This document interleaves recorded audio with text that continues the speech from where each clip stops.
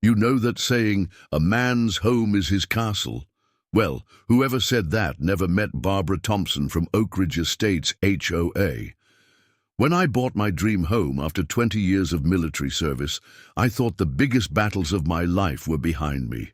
I was wrong, dead wrong. The war that was about to unfold in my own backyard would make some of my deployment days look like a walk in the park. Before we jump back in, tell us where you're tuning in from. And if this story touches you, make sure you're subscribed, because tomorrow I've saved something extra special for you. It started with what seemed like an innocent conversation at our monthly HOA meeting. I had just finished presenting my plans for a small vegetable garden in my backyard, something to keep me busy during retirement and maybe help with the PTSD my therapist kept talking about. The meeting was wrapping up when Barbara, our newly elected HOA president, approached me with what I can only describe as a predatory smile. "Mr. Mitchell," she said, clipboard clutched to her chest like some kind of shield. "I couldn't help but notice that your property line extends quite far back into the wooded area." She paused, her eyes gleaming with something I couldn't quite place. "Did you know that land was originally meant to be community space?" I nodded politely, though something in my gut, the same instinct that had kept me alive in combat, told me this wasn't just casual conversation. "Yes, ma'am. I did my research before buying. That quarter acre behind the house is part of my property. It's all in the deed." Her smile tightened just slightly. "Well, you see, there seems to have been a mistake in the original property allocation. I've been reviewing the historical documents, and that land was supposed to be preserved for community use. A park, actually." I remember laughing, thinking it was some kind of joke. The land had been part of my property since the house was built in 1995. I had the surveys, the deed, everything. "I appreciate your concern, Mrs. Thompson, but there's no mistake. I specifically chose this house because of the large lot size." That's when her friendly facade cracked, just for a second. "Mr. Mitchell, I don't think you understand. The HOA board has voted to reclaim that land for community use. We'll need you to remove any personal items from that area by the end of the month." I felt my military training kick in. Stay calm, assess the situation, gather intelligence. "I'm sorry, but that's not how property ownership works. You can't just vote to take someone's land." She pulled out a document from her clipboard, thrusting it toward me with the confidence of someone used to getting their way. "This bylaw clearly states that the HOA has the right to repurpose common areas for community benefit. Your cooperation would be appreciated." I took the paper, scanning it quickly. The bylaw she referenced was about maintaining existing common areas, not seizing private property. "Mrs. Thompson, this doesn't apply to my land. It's private property, not a common area." Her expression hardened. "Well, we'll just have to see about that. The community needs this space, Mr. Mitchell. You're being very selfish, you know. After all, don't you think our children deserve a park?" That's when I realized this wasn't going to be a simple misunderstanding. The look in her eyes reminded me of certain individuals I'd encountered during my service. People who believed they were entitled to take whatever they wanted. Rules and rights be damned. "Mrs. Thompson," I said, keeping my voice level, "I suggest you consult with the HOA's legal counsel before pursuing this further. My property rights are very clear." She turned to leave, but paused, looking back over her shoulder. "You know, Mr. Mitchell, things can get very difficult for homeowners who don't cooperate with the HOA. Very difficult indeed. I'd hate to see you face multiple violations over minor infractions." As I watched her walk away, clipboard swinging at her side like a weapon, I knew this was just the beginning.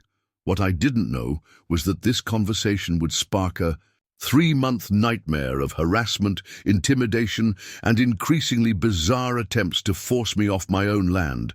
A nightmare that would eventually end with flashing police lights and Barbara Thompson being led away in handcuffs. Looking back, I should have recognized the warning signs sooner. But then again, how could anyone predict that an HOA president would go so far as to forge documents, trespass on private property, and ultimately attempt to sell land she didn't own? This is the story of how one woman's obsession with power turned our quiet suburban community into a battleground, and how a retired veteran had to fight one last time, not for his country, but for his own backyard. After that unsettling conversation with Barbara, I did what any soldier would do. I gathered intelligence. 20 years in military intelligence taught me that documentation is everything. So I spent that evening digging through my closing. Papers, property surveys, and deed records. Everything was crystal clear. The wooded quarter-acre was legally mine, no question about it. I even found the original development plans from 1995 showing that this particular lot was always intended to be larger than the others, specifically because it backed up to a natural drainage area. The developer had deliberately included this section in the property because it couldn't be developed anyway due to the terrain. There was never any mention of a park or community space. The next morning, I decided to be proactive. I drafted a polite but firm email to Barbara and the entire HOA board, attaching scans of all relevant documentation. "I appreciate the board's interest in community development," I wrote, "but I want to ensure everyone has accurate information about my property boundaries. I'm happy to discuss any concerns, but I want to be clear that this land is deeded private property, not HOA common space." While waiting for a response, I called my friend Marcus, a real estate attorney who had helped me with the closing. "Hey, Mike," he said, after I explained the situation. "This Barbara person can't just claim your land for the HOA. That's not how any of this works. Forward me those documents she showed you. I want to take a look." I sent him the bylaw Barbara had referenced. His response came within hours. "Mike, this is concerning. That bylaw she quoted, it's been selectively edited. I'm looking at the official county records right now, and the actual text is completely different. Someone modified this document. That's when the first red flag really went up. Document manipulation wasn't just unethical, it was illegal. I was mulling over this information when my doorbell rang. It was my neighbor, Tom Chen, looking uncomfortable. "Mike, I thought you should know," he said, glancing over his shoulder like he was sharing classified intel. "Barbara called an emergency HOA board meeting yesterday after you left. She's been telling everyone that you stole community land when you bought the house, that you somehow manipulated the sale documents. She's really convincing when she talks. Some people are actually believing her." I invited Tom in for coffee, and he told me more. Apparently, Barbara had moved to our community 8 months ago and rapidly worked her way onto the HOA board. Within 3 months, she was president, running unopposed after the previous president suddenly resigned. "There were rumors," Tom said, lowering his voice, "that she threatened to expose some code violations at his house if he didn't step down." After Tom left, I sat at my kitchen table, staring out at my wooded backyard. The trees were just starting to bud. Spring was coming. I'd been planning to put my vegetable garden right where the morning sun hit best, maybe set up a small greenhouse eventually. A quiet place where I could keep my hands busy and my mind peaceful. Now all I could think about was Barbara's threat about multiple violations. The HOA board's response to my email came that evening. It wasn't what I expected. Instead of addressing my documentation, it was a formal notice of violation. "Dear Mr. Mitchell, during recent property inspections, several concerns have been noted. 1. Unauthorized modifications to landscaping, removal of natural vegetation. 2. Improper storage of military equipment, garden tools in plain sight. 3. Unapproved structural changes, security cameras installed. Without prior approval, Please rectify these violations within 48 hours. I hadn't modified any landscaping. My military equipment was a single shovel leaning against the garage, and my security cameras had been installed by the previous owner. But that wasn't the point. This was Barbara's warning shot, her way of showing how she could make my life difficult. I photographed everything mentioned in the violation notice, documenting the baseless claims. Then I did something that proved crucial later. I installed 4 additional security cameras covering every angle of my property, particularly the wooded area. If Barbara wanted to play games, she'd find out that this old soldier still remembered his tactical training. What I didn't know then was that these cameras would capture far more than just routine HOA harassment. They would document a pattern of behavior so bizarre, so increasingly unhinged, that even the police would have trouble believing it at first. But I'm getting ahead of myself. At this point, I still thought I was dealing with a simple case of HOA overreach. I had no idea that Barbara Thompson was about to launch a campaign that would make psychological warfare look like a kindergarten game. Preparing and narrating this story took us a lot of time. So if you are enjoying it, subscribe to our channel. It means a lot to us. Now back to the story. The next phase of Barbara's campaign started with what looked like a series of official letters, not HOA letterhead, but documents that appeared to be from the county planning office. They were scattered around my front porch one morning, as if someone had dropped them while delivering mail. Each one detailed historical zoning violations related to my property.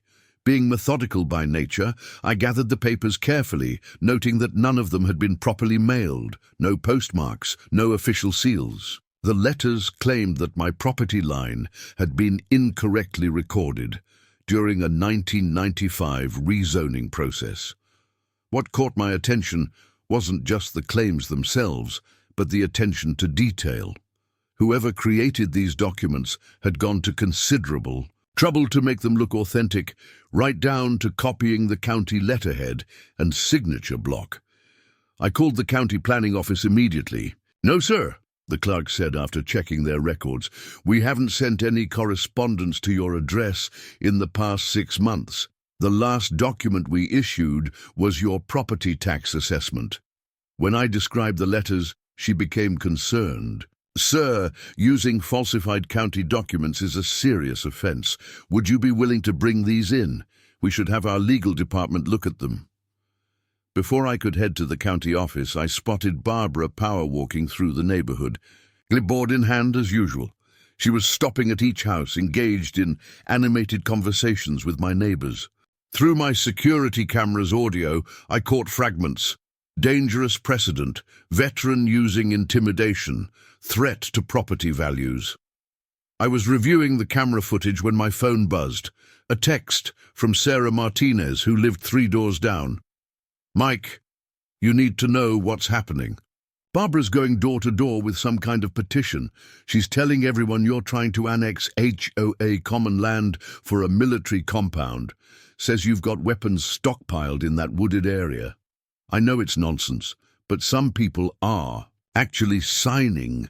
The petition itself showed up in my mailbox later that day, anonymously left, with a post-it note reading, "Thought you should see this." The document was titled, "Emergency Motion to Reclaim Misappropriated Community Land," and included a crude map showing my property. The wooded area was marked in red with the label, "Disputed Territory, Pending Legal Action." Below were about 20 signatures, though I noticed several had already been crossed out, suggesting some neighbors had reconsidered their support. What really caught my attention was the addendum attached to the petition. It included photographs of my backyard. Not recent ones, but pictures from the property listing when I bought the house. They'd been edited, with red circles highlighting what were labeled as suspicious structures and potential hazard areas. One photo showed my tool shed with an arrow pointing to it and the caption, "Possible weapons storage." I had to admire the thoroughness of the manipulation. Barbara had taken normal, everyday items and twisted them into something sinister. My composting bin became a suspicious chemical storage unit. The raised garden beds I'd started building were labeled unauthorized entrenchments. That evening, while I was documenting everything for my growing case file, I heard a commotion outside. Through my security feed, I watched as Barbara led a small group of residents on what she called a property line inspection. They were walking along the edge of my lot, and Barbara was gesturing dramatically toward my wooded area. I increased the audio gain on my camera system. "As you can see," Barbara was saying, her voice dripping with authority, "this entire area was meant to be a nature preserve. Instead, we have a situation where one individual has essentially stolen public land for private use, and now he's building, well, who knows what he's building back there." I watched as she pulled out what looked like old blueprints. More. Forged documents, I assumed, and began pointing out original property lines that conveniently matched her claims. A few neighbors seemed skeptical, but others were nodding along, especially when she mentioned how much their property values would increase with a proper community park instead of my military installation. The most surreal moment came when Barbara actually stepped onto my property, waving what looked like a metal detector. "We need to document any modifications to the natural environment," she announced, sweeping the device back and forth. "The HOA has a responsibility to protect our community's resources." I'd had enough. I stepped outside, making sure my security cameras were recording. "Mrs. Thompson," I called out, keeping my voice calm but firm, "you and your group are trespassing on private property. Please leave immediately." Barbara's response would later become crucial evidence in the legal proceedings that followed. She turned to face me, her expression almost triumphant. "Actually, Mr. Mitchell, you're the one trespassing. This land belongs to the community, and I have documentation to prove it. In fact, I've already initiated the transfer of ownership with the county." That was the moment I realized this had gone far beyond simple HOA overreach. Barbara wasn't just being difficult, she was actively attempting to steal my property through a campaign of forgery and manipulation. What I didn't know was that this confrontation would mark the beginning of an even more bizarre phase in her escalating crusade. The day after Barbara's trespassing incident, I decided to go full intelligence officer on the situation. My years in military intelligence taught me that understanding your opponent's pattern of behavior is crucial. So I set up a command center of sorts in my home office. Multiple monitors displaying security feeds, a timeline of events on the wall, and every document related to my property spread out on my desk. My first step was to verify Barbara's background. Something about her story didn't add up. She'd appeared in our community suddenly, risen to power quickly, and now seemed obsessed with seizing my land. 20 years of intelligence work teaches you that coincidences like that usually aren't coincidences at all. I reached out to a buddy from my service days who now worked in private investigation. "Hey, Jim, I need a favor," I explained. "Can you run a background check on someone? Something about this situation feels off." Jim agreed to help, and what he found was eye-opening. Barbara Thompson wasn't even her real name. She was Barbara Thorne Peterson, and she'd pulled similar stunts in 3 other communities across 2 states. Each time, the pattern was nearly identical. Join an HOA, quickly gain control, then target specific properties with valuable land features. In one case, she'd attempted to seize a lakefront property by claiming it was meant to be a community dock. In another, she'd tried to take over a corner lot by insisting it was designated for a playground. "Mike," Jim said when he called with the findings, "there's more. She's been involved in multiple lawsuits, all related to property disputes. She's never won, but she's never faced serious consequences either. She just moves on to the next community. And get this, she used to work for a land development company that went bankrupt under suspicious circumstances. While Jim was conducting his investigation, I did some digging of my own at the county records office. The clerk who helped me, an older woman named Dorothy, had worked there for 30 years. When I showed her the documents Barbara had been distributing, her face went pale. "These are forgeries," Dorothy said, pulling out the original development plans. "But they're sophisticated ones. Look here. They've used the correct paper stock, proper letterhead, even the right font. Whoever did this had access to official documents to use as templates." Dorothy helped me compile a complete history of my property, going back to the original development. She even found photographs from when the subdivision was first built, clearly showing my lot's intended boundaries. "There was never any plan for a park," she confirmed. "That land was left undeveloped because of the drainage issues. It's actually protecting the other properties from water runoff. But the most significant discovery came when I was reviewing my security footage from the past week. I noticed something odd.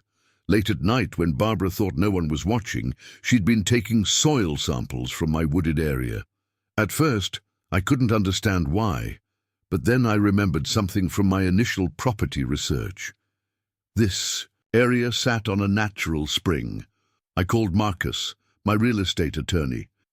"Could someone use water rights as a basis for seizing property?" I asked. His response was telling. "They could try, especially if they can prove the water source affects multiple properties. Has anyone been collecting soil samples?" That's when the pieces started falling into place. Barbara wasn't just after my land for a park, she was after the water rights.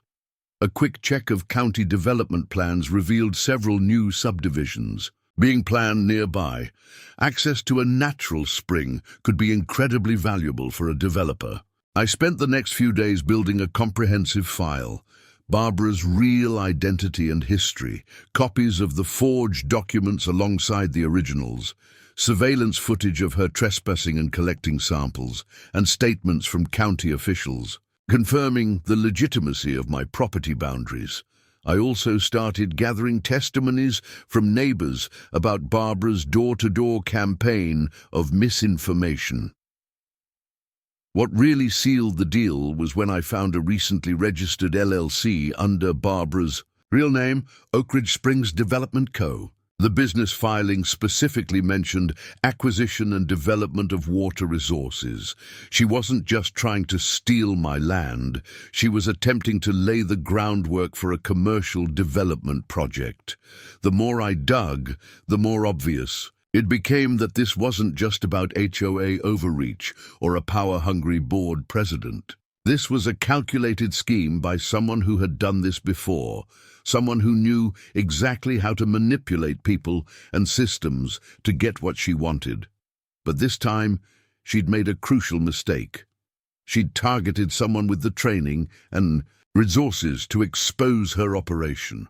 As I organized my findings into a coherent case file, I couldn't help but think about how many other homeowners might have fallen victim to similar schemes. How many people had been intimidated or manipulated into giving up their property rights? Well, it wasn't going to happen this time. Barbara was about to learn that she'd picked the wrong veteran to mess with.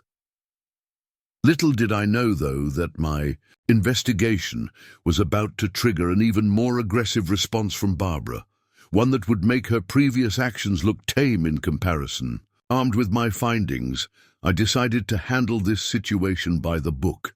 Before going to the authorities, I wanted to give the HOA board one last chance to address this properly. I prepared a detailed presentation with all the evidence I'd gathered, hoping that showing them the full scope of Barbara's deception would force them to take action. I formally requested to speak at the next board meeting through proper channels, submitting my request in writing with a brief outline of my concerns. The response came surprisingly quickly, a notice that the meeting had been indefinitely postponed due to scheduling conflicts. Right? More like Barbara didn't want me presenting evidence in front of the whole community. So I shifted to plan B. I drafted a formal letter to each board member individually, sending them via certified mail to ensure delivery. The packets included copies of Barbara's forged documents alongside the originals, proof of her real identity, and documentation of her history in other communities. I kept the tone professional, focusing on facts rather than accusations. As concerned members of this community, I wrote, we all have a responsibility to ensure our HOA operates with transparency and integrity. The evidence I'm presenting suggests a pattern of deliberate deception that puts our entire association at legal risk. I respectfully request an emergency board meeting to address these issues. While waiting for responses, I took additional steps to protect myself legally. I filed updated property paperwork with the county, including recent surveys and photographs. I also submitted formal complaints about the forged county documents to the relevant authorities. Everything by the book. Everything documented. 3 days later, I started getting responses from board members. Most were short, non-committal replies about taking my concerns under advisement. But one board member, David Richardson, asked to meet privately. We arranged to meet at a local coffee shop, away from prying eyes. Look, David said, glancing nervously around the cafe. Several of us have had concerns about Barbara's behavior, but she's got dirt on everyone. My unauthorized fence extension, Tom's unpermitted garden shed, Sarah's non-standard paint color. She's been building files on all of us. Nobody wants to cross her. I pushed my own file across the table. She's not just breaking HOA rules, David. She's committing fraud. Those documents she's been distributing, they're forgeries. She's impersonating county officials. This is criminal behavior. David studied the evidence, his face growing increasingly pale. This is worse than I thought. But here's something you might not know. She's called an emergency executive session for tomorrow night. Members only. Word is, she's planning to vote on eminent domain proceedings against your property. The HOA doesn't have eminent domain authority, I pointed out. We know that, but she's convinced some members that we do. She's got this whole legal theory about HOAs having quasi-governmental powers. It's nonsense, but she's very persuasive. I left that meeting with mixed feelings. On one hand, I'd finally confirmed that other board members were aware something was wrong. On the other hand, their reluctance to act was allowing Barbara's behavior to escalate. That evening, I decided to make one final good faith effort. I sent a formal cease and desist letter to Barbara and the board, outlining specifically the false documents and fraudulent claims about my property, the illegal trespassing and soil sampling, her misrepresentation of her identity and history, the unauthorized use of falsified county documents. I gave them 48 hours to testify, retract all false claims about my property too, acknowledge my clear property rights, cancel the unauthorized emergency session, launch an internal investigation into the forged documents. The response I received wasn't what I expected. Instead of a reply from Barbara or the board, I got an official-looking notice taped to my door.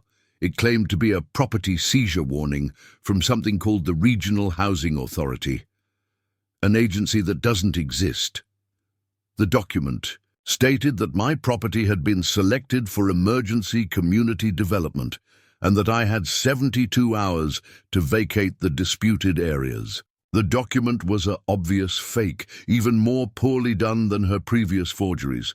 She was getting sloppy, desperate, but what happened next showed just how far she was willing to go.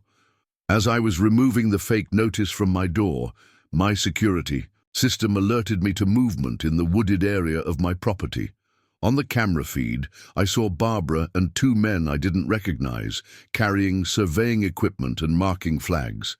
They were actually attempting to mark off new property lines on my land. The time for good faith efforts was over. As I watched them trespass on my property yet again, I picked up my phone and made 2 calls. First to the police, then to Marcus, my attorney. If Barbara wanted to escalate this situation, she was about to learn that some veterans don't back down when threatened. When the police arrived, Barbara put on quite a show. She had her forged documents ready, presenting them to the officers with the confidence of someone who'd done this before. "Officers, I'm glad you're here," she said, her voice dripping with authority. "This man is trying to prevent us from conducting an official HOA property assessment." The two officers, Rodriguez and Chen, according to their badges, listened patiently as Barbara waved her papers around. I stayed calm, my hands visible, remembering how many times I'd dealt with high-tension situations during my service.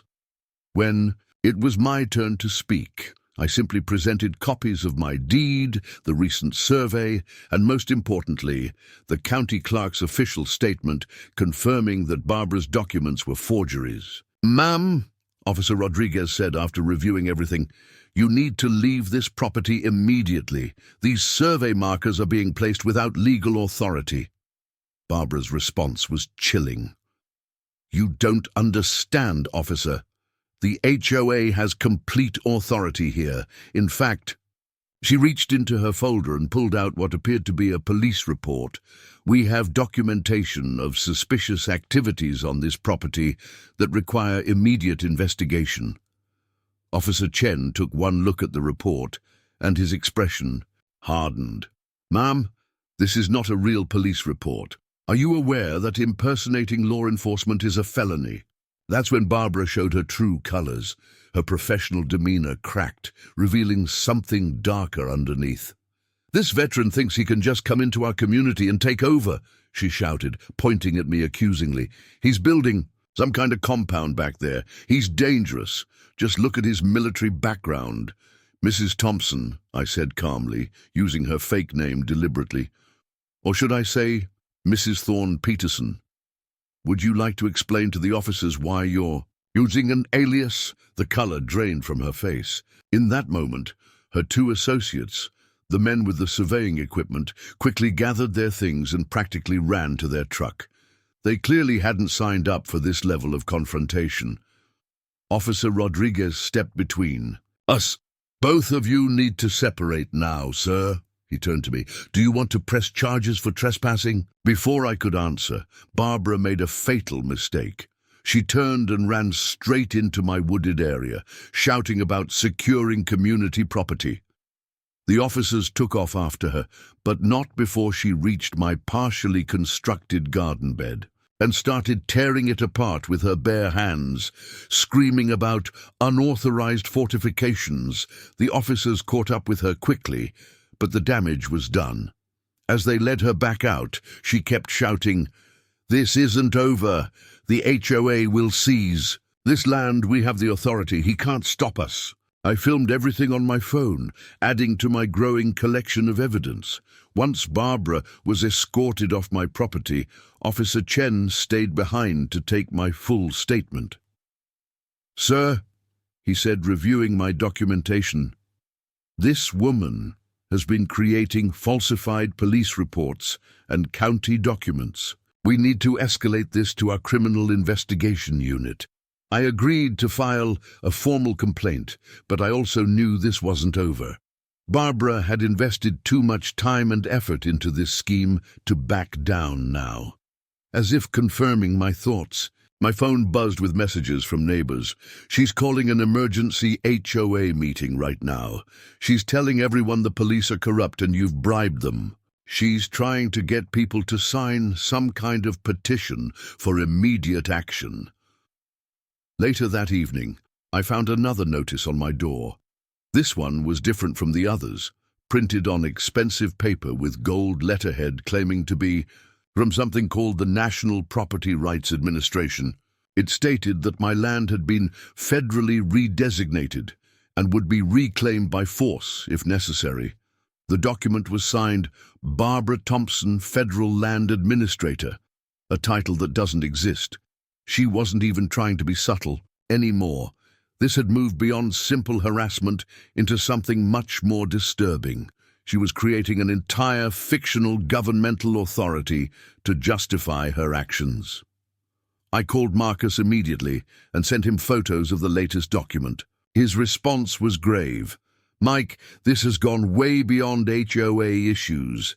She's escalating to multiple federal crimes now, impersonating government officials, creating fraudulent federal documents.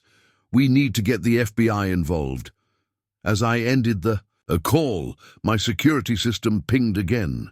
Barbara was back, this time with a small group of residents. They were standing at the edge of my property line, and she was holding what looked like a megaphone. I watched through my cameras as she raised it to her lips. This is an official notice of emergency property seizure. You have 1 hour to vacate the disputed area or face immediate legal consequences.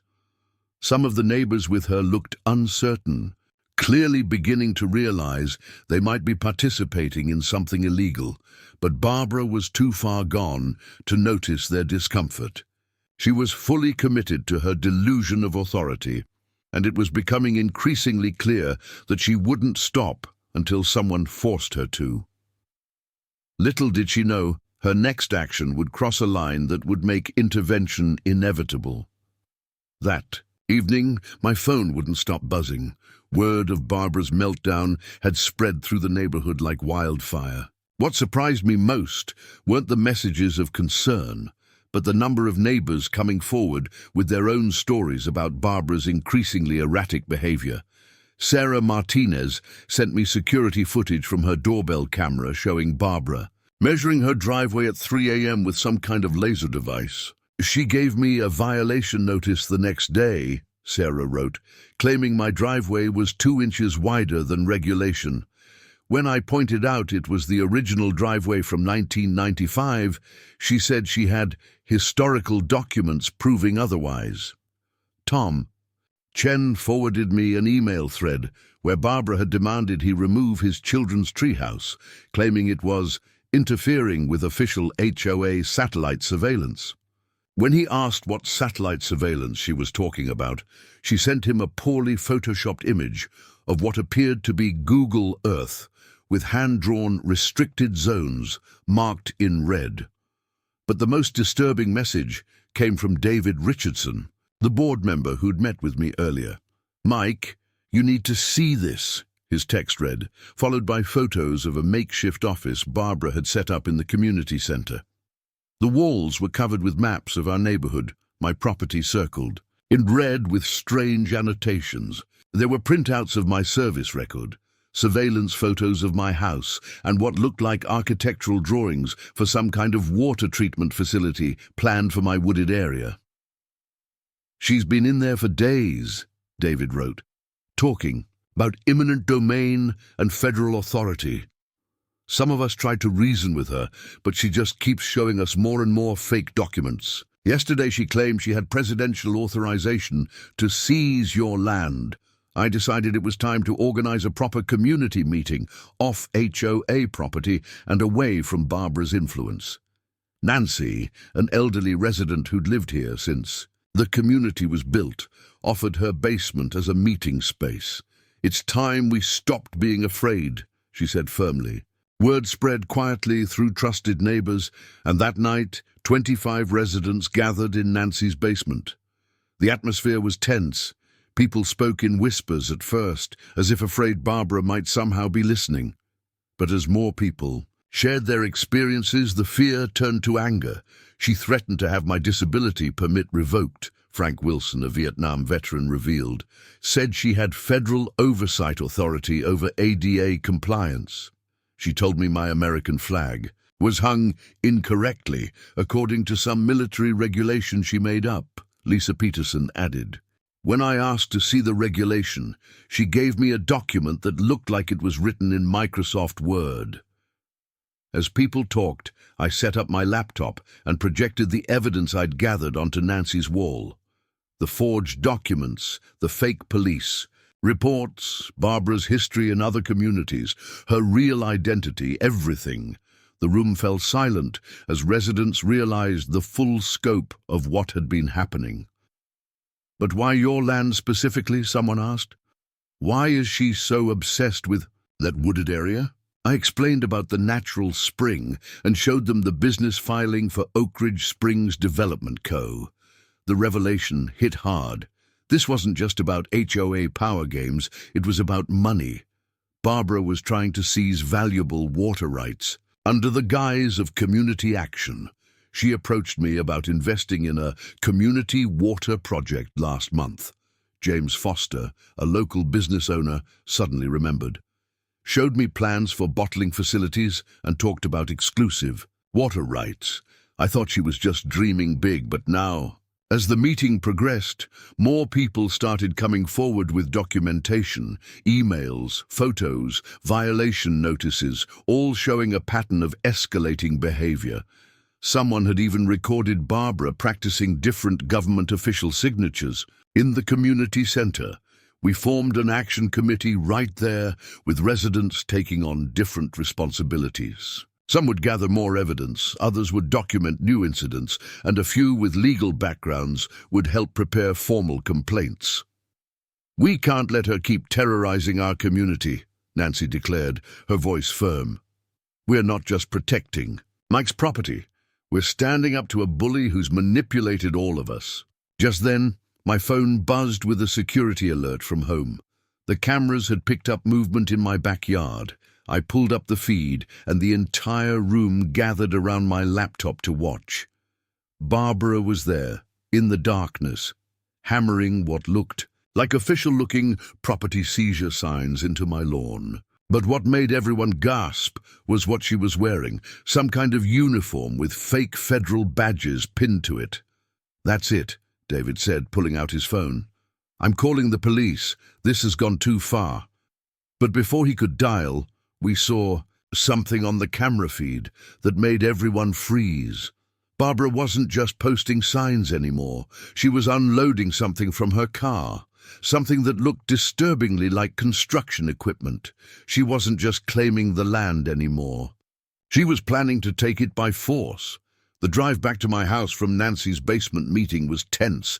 David insisted on coming with me. "No one should face this alone," he said. As we pulled into my driveway, our headlights illuminated. A scene that looked like something out of a bizarre movie.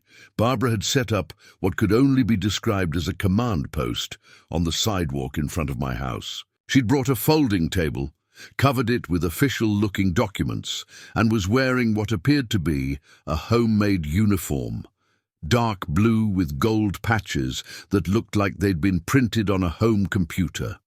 On her chest was a badge that read Federal Land Reclamation Officer, a title she'd clearly invented. But what really concerned me was the small Bobcat excavator parked nearby. She'd somehow managed to rent heavy construction equipment for her delusional mission. Stepped out of my car, making sure my security cameras were recording everything. "Barbara!" I called out, keeping my voice steady. "You need to leave now!" She turned to face me, and what I saw in her eyes sent a chill down my spine. There was no trace of the polished HOA president anymore, just the wild-eyed stare of someone who'd completely lost touch with reality. "That's Federal Administrator Thompson to you," she snapped, straightening her fake uniform. "I'm here to execute an emergency land reclamation order under federal statute." She paused, consulting. "A handwritten note. Code 47B of the National Property Reconfiguration Act. There is no such law," I stated firmly, my military training kicking in as I assessed the situation. "Barbara, you're wearing a fake uniform and impersonating a federal officer. That's a serious crime." She laughed, a high, unsettling sound. "You think you know everything because you were in the military? Well, I have authority you can't even imagine." She grabbed a document from her table and thrust it at me. "This is signed by the president himself." I glanced at the paper. It was such a poor forgery, it would have been comical under different circumstances. The presidential seal was clearly copied from Google Images, and the signature looked like it had been done with a gold Sharpie. "Barbara," I said, slowly and clearly, "I'm going to give you one chance to leave peacefully. The police are already on their way." That's when she snapped. "You're the one who needs to leave," she screamed, grabbing what looked like a bullhorn from her table. "This is your final warning. I am invoking emergency powers under the National Security Property Act of 2025. David, who'd been filming everything on his phone, stepped forward. "Barbara, stop this! You're going to get yourself arrested." She swung around to face him, her eyes wild. You're a traitor to this community. I saw you at his house last week, conspiring against the HOA. I have satellite footage. "Those were birthday party photos of my kids, Barbara," David replied calmly. You've been going through my mail again, haven't you?" She ignored him, turning back to me. "Seconds to evacuate the disputed territory. After that, I am authorized to use any means necessary to reclaim this land for the people." She started walking toward the Bobcat, and that's when I knew we had to act. I pulled out my phone and dialed 911, putting it on speaker so she could hear. "911, what's your emergency?" "This is Michael Mitchell at 1247 Oakridge Drive. I have a woman in a fake federal uniform attempting to seize my property with construction equipment. She's impersonating a federal officer and threatening to destroy my property. Officers Rodriguez and Chen are familiar with the situation." Barbara froze halfway to the Bobcat, but instead of backing down, she grabbed her bullhorn again. "This is Federal Administrator Thompson. I am declaring martial law in this subdivision. Anyone interfering with official federal business will be subject to immediate property seizure." Several neighbors had come out to watch by this point, many filming on their phones. Barbara seemed energized by the audience becoming more theatrical.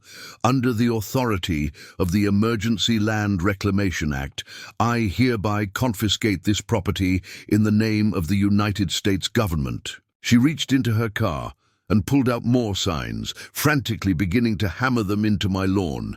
Each one had a different seal: FBI, CIA, Department of Defense, all obviously fake and printed on what looked like cardstock from an office supply store. That's when we heard police sirens in the distance. Instead of deterring her, the sound seemed to make her more frantic. She ran to the Bobcat and climbed in, fumbling with the keys. "Final warning!" she screamed through the bullhorn, which she'd somehow balanced while climbing into the construction equipment. "Clear the area or face federal prosecution." The police cars rounded the corner just as she managed to start the Bobcat's engine. What happened next would become legendary in our neighborhood, though not in the way Barbara had hoped. The police arrived just as Barbara was attempting to maneuver the Bobcat toward my property line. Officers Rodriguez and Chen, already familiar with the situation, immediately called for backup when they saw the construction equipment. But what happened next showed just how far gone Barbara really was. Instead of complying with the officer's orders to shut down the equipment, she grabbed her bullhorn. "I have federal jurisdiction. This is a matter of national security." Then she did something that left everyone speechless. She pulled out what looked like a hand-drawn federal marshal badge and tried to order the police officers off the scene, while the officers dealt. With Barbara, I focused on documenting everything. My military training kicked in, and I began systematically recording every detail. I set up my phone on a tripod to capture video while using my backup phone to take detailed photos. Years of intelligence work had taught me the value of thorough documentation. "Sir," Officer Rodriguez approached me while his partner kept an eye on Barbara. "Given the escalation of this situation, we're going to need to coordinate with our criminal investigation unit. Can you walk me through your current security setup?" I pulled out my tablet and showed him the comprehensive security system I'd installed. 6 high-definition cameras with night vision and motion detection covering every angle of my property. 2 doorbell cameras with audio recording capabilities. Motion-activated floodlights strategically placed around the perimeter. Everything feeding into a secure cloud storage system with automatic backups. "I've got everything recorded," I explained, pulling up the footage from the past few weeks. Her trespassing, the fake uniforms, the forged documents, everything. The officer whistled low when he saw the organized files on my tablet. This is better documentation than some of our surveillance operations. Military intelligence? I nodded. 20 years. Never thought I'd need those skills to protect my own backyard. While we were talking, more patrol cars arrived, and with them came Sergeant Wilson from the Criminal Investigation Unit. She took one look at Barbara, still sitting in the bobcat and now reading federal proclamations through her bullhorn, and immediately recognized the severity of the situation. "Mr. Mitchell," she said after I briefed her, "we're going to need to set up additional surveillance. This level of escalation suggests she might attempt something more dramatic." I agreed, and over the next hour, we worked out a protection plan. The police would increase patrols in the area, and they installed their own temporary cameras to monitor the street. They also gave me a direct line to dispatch and case numbers to reference for any future incidents. While this was happening, my neighbors weren't idle. David had organized a neighborhood watch schedule, with residents taking shifts to monitor any suspicious activity. Nancy set up a group chat for immediate alerts. Even Tom Chen, who worked in IT, offered to help upgrade my security system with additional features. "We should have done this sooner," Sarah Martinez said, as she helped me install new motion sensors. We all knew Barbara was getting worse, but nobody wanted to be the first to stand up to her. By midnight, my property was better secured than some military installations I'd worked at. We had complete video coverage of all approaches, motion detection systems with instant alerts, a neighborhood watch program with documented protocols, direct lines to law enforcement, a secure communication network for residents, backup power, systems for all security devices, evidence preservation protocols, but the most important security measure was the community involvement. People were no longer afraid to document and report Barbara's behavior. The wall of silence she'd built through intimidation was crumbling. Just before heading to bed, I received an urgent text from Marcus, my attorney. "Just reviewed the new evidence. This goes way beyond HOA issues now. We're looking at multiple federal crimes. Keep recording everything. We're going to need it. I checked my security feeds one last time before turning in." The street was quiet, but Barbara's command post was still set up on the sidewalk, now under police surveillance. The bobcat had been impounded, but she'd refused to leave, claiming she was maintaining a federal presence. As I watched her sitting there in her fake uniform, illuminated by my security lights, I couldn't help but wonder how someone could become so detached from reality. But my military experience had taught me that the most dangerous people are often the ones who completely believe their own delusions. I set my phone to alert me of any motion detection and tried to get some sleep. Something told me this was just the calm before the storm.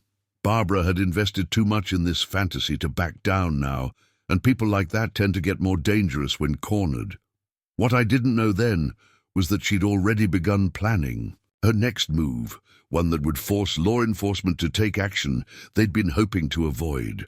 At 3:47 a.m., my phone erupted with alerts. Multiple security cameras had detected movement in my backyard. I pulled up the feeds and felt my stomach drop. 3 figures were moving through the wooded area, their flashlights bobbing in the darkness. Even through the night vision cameras, I could recognize Barbara's distinctive stride. She was leading the group. I immediately called the police while pulling up additional camera angles on my tablet. What I saw made me pause mid-dial. They weren't just trespassing this time. They were setting up equipment, professional-looking equipment. "Mr. Mitchell," the dispatcher said, "we have patrols en route. Can you describe what you're seeing?" I watched as the group assembled what looked like a water testing station near my natural spring.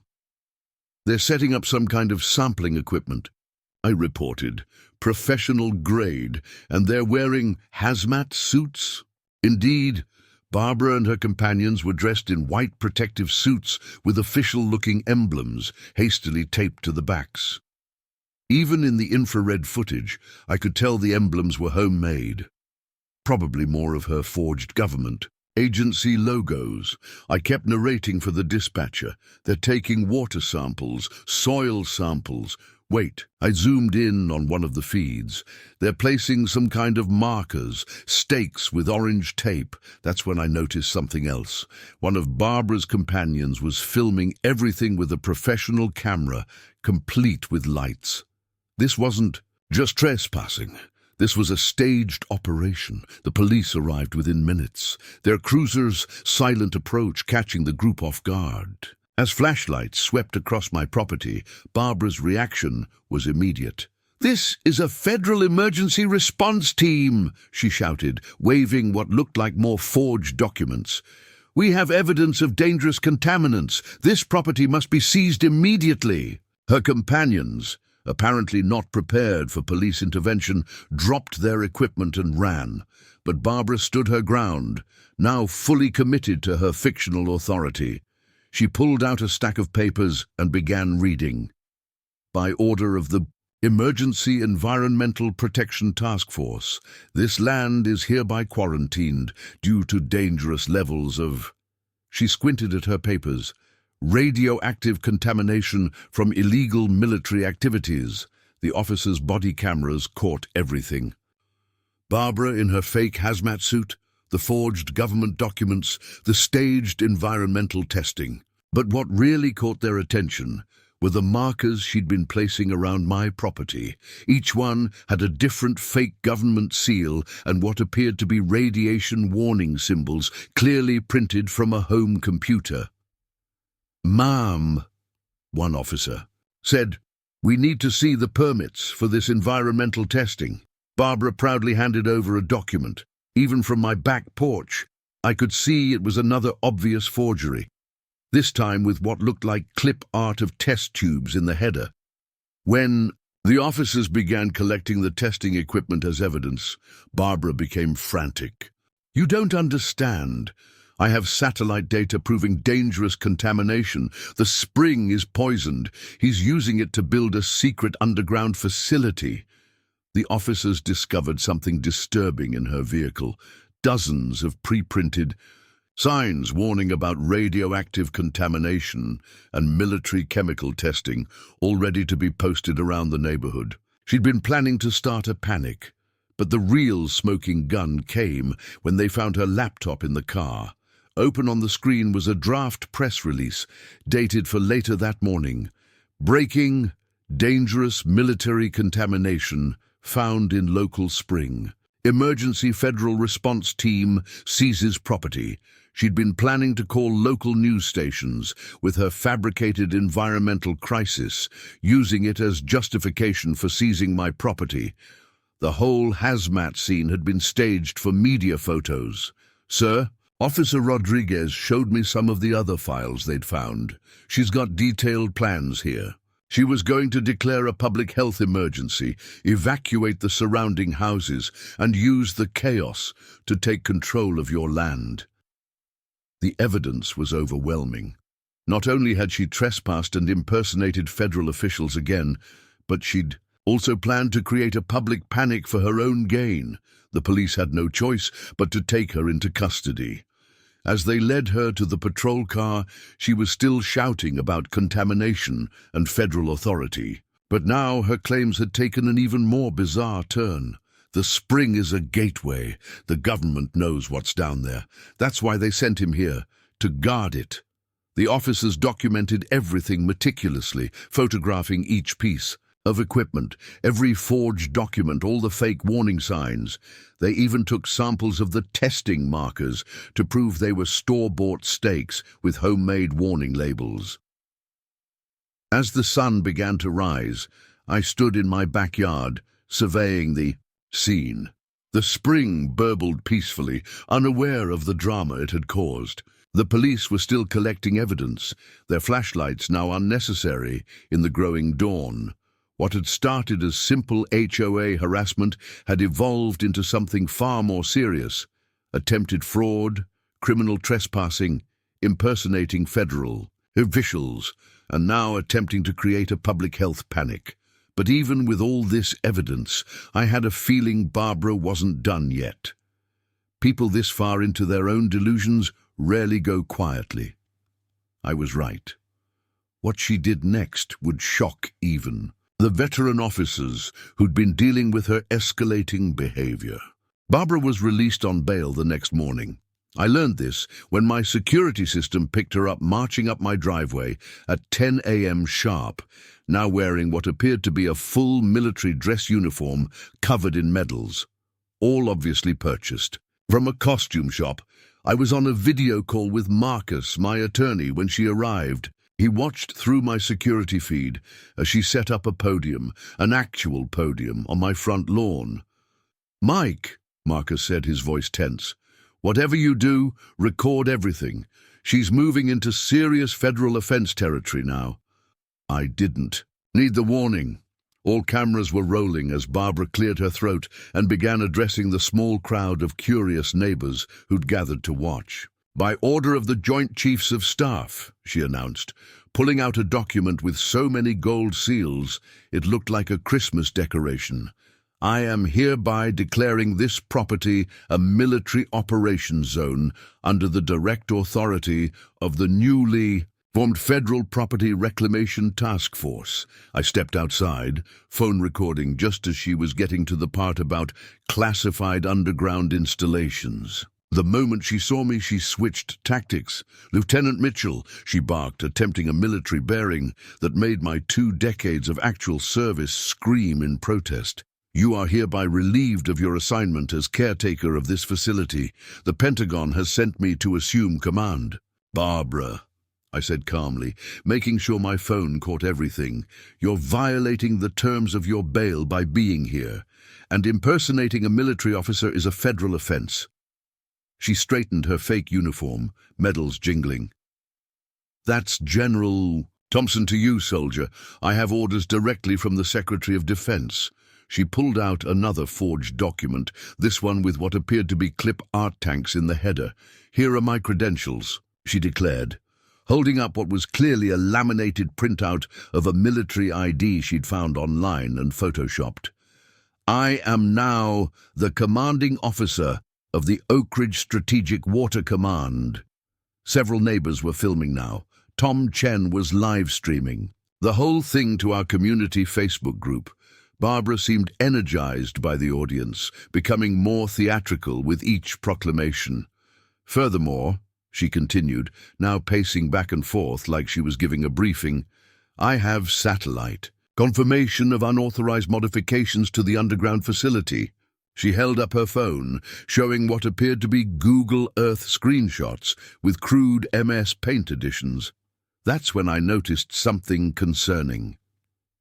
Behind her theatrical performance, she kept glancing at her car. Through my security camera feed on my phone, I could see she had something large covered with a tarp in her back seat. "Barbara," I said firmly, "what's in your car?" She smiled, a manic, unsettling expression.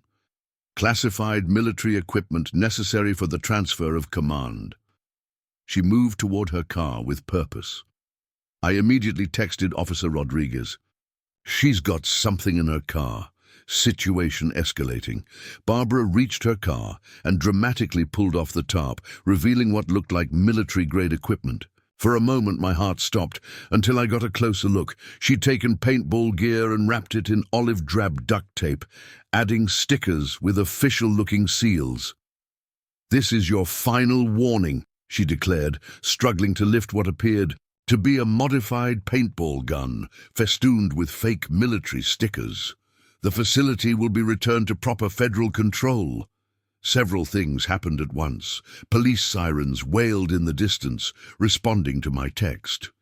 Barbara, hearing them, attempted to strike what she clearly thought was a military pose with her paintball equipment. And my security cameras caught her 2 accomplices from the previous night trying to sneak around to my backyard, carrying more fake hazmat suits and testing equipment. "You don't understand," Barbara was shouting now, her composure cracking. "The spring is crucial to national security. There's a whole underground base. I've seen the blueprints." What blueprints, Barbara? I asked, keeping her attention while the police quietly approached from behind. She fumbled in her costume uniform, pulling out more forged documents. These, straight from the Pentagon. The papers were covered in childlike drawings of underground, tunnels, and what appeared to be random technical terms copied from military movies. As the police moved in, she made one last attempt at authority. I hereby invoke Emergency Protocol 47 Alpha Tango. This property is now under martial law. Officers Rodriguez and Chen reached her just as she was attempting to raise a homemade flag, a bedsheet with badly painted military insignias, on my front lawn. The look of genuine shock on her face when they started reading her rights suggested she had truly believed in her fictional authority. "But I'm a general," she protested as they led her away. "I have Pentagon clearance. Check my credentials." The credentials in question fell from her pocket, a stack of laminated cards that looked like they'd been created in Microsoft Word, each claiming she held a different high-ranking military or government position. Little did we know, this bizarre confrontation was just the prelude to what would happen when they searched her house. The police search of Barbara's house revealed a command center that would have been comical if it wasn't so disturbing. Her spare bedroom had been transformed into what she called the Federal Property Reclamation Command Post. The walls were covered in maps, surveillance photos, and what appeared to be elaborate plans drawn in colored markers. "You need to see this," Officer Rodriguez said, sending me photos of the room. "She's been planning this for months." The evidence was staggering. She had a detailed timeline of my daily routines, including when I watered my lawn or checked my mail, satellite images of my property with hand-drawn secret installations marked in red, a cork board with string connecting various photos of my backyard to printouts of military bases, dozens of fake uniforms, each representing a different made-up government agency. Stacks of forged documents, some still warm from her printer, but what really caught the investigators' attention was a computer. Her browser history revealed countless searches for how to forge government documents, military command structure, and underground water rights laws. She'd even been watching YouTube tutorials on how to speak like a military officer. While Barbara was in custody, I used this observation period to strengthen my documentation. I compiled everything chronologically: security footage, photographs, witness statements, and police reports. Marcus, my attorney, helped me organize it all into a comprehensive case file. "This is unprecedented," he said, reviewing the evidence. "I've dealt with HOA disputes before, but never anything this elaborate." The community rallied around the documentation effort. Nancy provided screenshots of all Barbara's increasingly unhinged HOA emails. Tom Chen recovered deleted posts from the community website where she'd begun referring to herself as Supreme Commander of Residential Operations. David, the board member who'd first warned me about Barbara's behavior, brought over a recording from her last official HOA meeting. The audio was chilling. "As your duly appointed federal housing overseer," her voice rang out on the recording, "I have detected suspicious activities in the Phase 3 development. Resident Mitchell has been observed conducting unauthorized gardening operations in a restricted zone. My sources in Washington confirm he's building an entrance to the underground facility." When another board member questioned her authority, her response was telling. "I don't answer to this board anymore. I answer directly to the Joint Chiefs of Staff. The President himself has authorized Operation Spring Reclamation." During this observation period, we also discovered she'd been running a sophisticated disinformation campaign. She'd created multiple fake social media accounts, all posting about suspicious military activities in our neighborhood. She'd even started a blog called The Truth About Oakridge Springs, where she posted elaborate conspiracy theories about underground bases and secret government operations. My security cameras caught her making late-night visits to other properties, leaving notes warning about contaminated groundwater and classified military installations. Each note was signed with a different official-sounding title: Director of Subterranean Resources, Chief of Residential Military Operations, Federal Water Rights Enforcement Officer. One neighbor found a hand-drawn classified blueprint in their mailbox, showing elaborate tunnel systems supposedly running under their property. Another received a fake evacuation notice, claiming their house was built over a decommissioned missile silo. The police installed additional surveillance equipment around the neighborhood, concerned that Barbara's accomplices might continue her campaign in her absence. Their cameras caught several suspicious activities: people in poorly made hazmat suits taking soil samples at night, someone posting fake radiation warning signs on trees, multiple attempts to photograph my property. Through the fence, every incident was documented, every piece of evidence catalogued. The pattern was clear. This wasn't just random harassment, but a carefully planned operation to seize control of valuable water rights under the guise of military authority. She's created an entire alternate reality, Sergeant Wilson said, reviewing the evidence.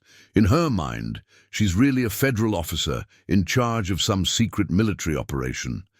The observation period also revealed the extent of Barbara's research into my military background. She'd taken fragments of my service record and woven them into her conspiracy theory, claiming I was some kind of secret government operative assigned to guard an underground facility. As we monitored the situation, a disturbing pattern emerged. Each time Barbara's attempts at authority were challenged, she escalated to a new, more elaborate deception. It was like watching someone climb a ladder of delusion, each rung taking her further from reality. What we didn't know then was that, even in custody, she was planning her most audacious move yet. The evidence room at the police station was about to become the stage for an incident that would finally push this case beyond local jurisdiction. What happened at the police station evidence room crossed a line that even veteran officers found hard to believe. Barbara, while being processed for her release on bail, managed to convince a new desk clerk that she was a federal agent there to collect evidence for a national security investigation. I learned about this breach when Officer Rodriguez called me at 2 a.m., his voice tense. "Mr. Mitchell, we have a situation. Barbara somehow gained access to the evidence room. She's taken all the documentation of her activities, including the forged documents and fake uniforms, but she hadn't just taken the evidence. She'd replaced everything with her own carefully prepared, official versions, documents claiming all her actions were part of a classified military operation, complete with forged federal seals and signatures. She spent 45 minutes in there, Rodriguez explained, meticulously organizing what she called corrected documentation. She even left a chain of custody form with "Top Secret" stamped across it in red ink. The replacement documents told a bizarre story. According to Barbara's alternative reality, my property was actually a classified military installation. The spring in my backyard was connected to a secret underground facility. Her actions were part of Operation Aquifer Shield. She had been appointed by a secret executive order to reclaim the property. The security footage from the evidence room showed her working with frightening efficiency, wearing yet another fake uniform, this time claiming to be from a non-existent agency called the Department of Military Property Oversight. But what she did next shocked everyone. She used the police station's own letterhead to create official documents supporting her claims. She'd somehow gained access to a computer terminal and printed what appeared to be police reports backing up her story. "The level of detail is disturbing," Sergeant Wilson said, showing me copies of what Barbara had left behind. She's created an entire alternate history, complete with backdated reports and fictional witness statements. The fake police reports included alleged surveillance of suspicious military activities at my house, reports of unusual equipment being moved at night, witness statements about strange lights near the spring, documentation of supposed underwater tunnels. She'd even created a fake case file labeled Operation Spring Guardian, with photographs of my property heavily annotated. With military jargon she'd apparently learned from movies. The breach forced the police to move all evidence to a secure facility. But Barbara wasn't done. Within hours of the evidence room incident, my security cameras caught her approaching my property wearing her most elaborate costume yet, a full hazmat suit with official-looking patches and what appeared to be real military insignia. This time she carried something that set off immediate alarms, actual government property she'd somehow obtained. Later investigation would reveal she'd purchased surplus government equipment from online auctions, but modified them to look like active military gear. "This is a code red situation," she announced through her bullhorn, now decorated with federal seals. "We have confirmation of radioactive contamination from the underground facility.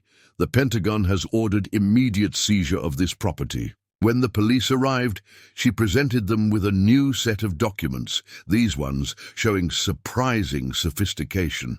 She'd apparently spent her brief time out on bail, creating even more convincing forgeries, using high-quality paper and official-looking watermarks. "Check the classification codes," she insisted, pointing to strings of numbers on the documents. "This operation has been authorized at the highest levels." The responding officers were taken aback by the quality of the forgeries. These weren't just computer printouts anymore. She'd invested in professional printing equipment and security paper. She'd even managed to create holograms for her fake credentials, but her attention to detail would ultimately work against her. By using official government seals and attempting to pass off forged federal documents, she'd elevated her crimes to a federal level. The local police could no longer handle this alone. "This isn't just criminal impersonation anymore," Sergeant Wilson explained as they took Barbara into custody again. "She's forging federal documents, impersonating federal officers, and attempting to use those forgeries to seize private property. We have to call in the feds." As they led her away, Barbara maintained her delusion, shouting about classified operations and military authority. But this time, her shouts had a desperate edge. She seemed to realize that her elaborate fantasy world was crumbling. What we didn't know then was that she had one final, desperate plan, one that would involve not just forged documents and fake uniforms, but an attempt to literally rewrite property records at the county level. The evidence room breach was just her warm-up act. The evidence room incident forced everyone to take official action. The local police could no longer treat this as a simple case of HOA overreach or neighborhood harassment. Within hours of Barbara's latest arrest, I found myself sitting in a conference room at the FBI's field office, surrounded by federal agents reviewing my documentation. "Mr. Mitchell," the lead agent, Special Agent Sarah Parker, said while examining the forged military orders, "this is one of the most elaborate cases of document forgery and federal impersonation we've seen in years." I laid out everything chronologically. The progression from simple HOA harassment to full-blown impersonation of federal officials. The agents were particularly interested in Barbara's attempts to create fictional government agencies and her use of official seals and insignias. "What concerns us most," Agent Parker explained, "is the escalating sophistication of these forgeries." She held up one of Barbara's recent documents under a special light. "She's using security paper with watermarks. She's replicating holograms. This goes beyond simple fraud." While we were meeting, another agent burst into the room with urgent news. Barbara, during her brief time out on bail, hadn't just breached the police evidence room. She'd also attempted to access restricted areas of 3 different military bases, presenting herself as a Special Operations Director with forged credentials. She told the gate guards she was conducting an inspection related to Operation Spring Guardian, the agent reported. When they denied her entry, she tried to convince them she had Alpha-level clearance from the Joint Chiefs. The FBI's cybercrime unit had been tracking Barbara's online activities. She'd been purchasing military surplus equipment, ordering official-looking uniforms, and buying supplies for document forgery. But what really caught their attention was her attempts to hack government databases. She tried to insert records of her fictional agencies into federal databases, a cybersecurity specialist explained, showing us logs of failed access attempts. She was attempting to create a digital paper trail to support her claims. The evidence was overwhelming. Multiple counts of impersonating federal officers, forgery of government documents, unauthorized use of official seals, attempted computer crimes, interference with police investigation, attempted property theft through fraudulent means. While the FBI was building their case, I received an urgent call from Marcus, my attorney. He'd discovered something disturbing at the county records office. "Mike," he said, his voice tense, "Barbara tried to file amended property records using forged federal documents. She created what looks like an executive order claiming eminent domain over your land for critical military infrastructure." The county clerk, thankfully, had recognized the documents as forgeries, but the attempt itself added another layer of federal crimes to Barbara's growing list. The FBI agents were particularly interested in her command center. They executed a search warrant on her house, discovering an elaborate operation. Professional printing equipment for creating fake documents, supplies for making official-looking credentials, multiple computers with forgery software. Detailed plans for accessing government facilities, maps marked with supposed military installations. "This goes beyond simple delusion," Agent Parker noted, reviewing the evidence. "She's created an entire fictional government operation, complete with organizational charts, chain of command, and operational protocols." The most concerning discovery was a recently delivered package containing materials for creating even more convincing forgeries. High-grade security paper, hologram overlays, official font sets, government specification guides, security ink. While the FBI was processing the evidence, I received another call, this time from Officer Rodriguez. "Mr. Mitchell, you need to know something. We found planning documents at Barbara's house. She wasn't just trying to take your land.